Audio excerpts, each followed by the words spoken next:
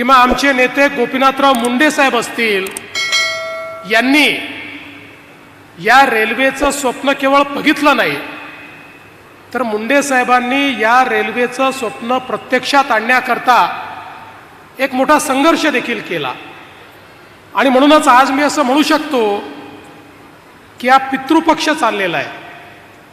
आपण अखरपक म्हणतो, पितृपक्षामध्ये आपल्या पितरांना काहीतरी अर्पण करायचं असतं, त्यांच्या आवडीच्या गोष्टी त्यांना द्यायच्या असतात.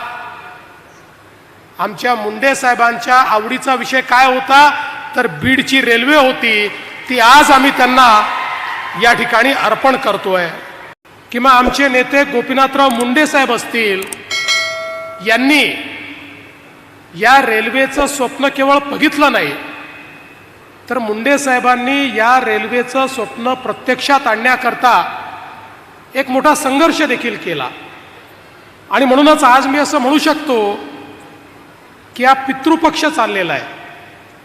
आपण अखरपक म्हणतो, पितृपक्षामध्ये आपल्या पितरांना काहीतरी अर्पण करायचं असतं, त्यांच्या आवडीच्या गोष्टी त्यांना द्यायच्या असतात. आमच्या मुंडे साहेबांच्या आवडीचा विषय काय होता, तर बीडची रेल्वे होती. ती आज आम्ही त्यांना या ठिकाणी अर्पण करतोय.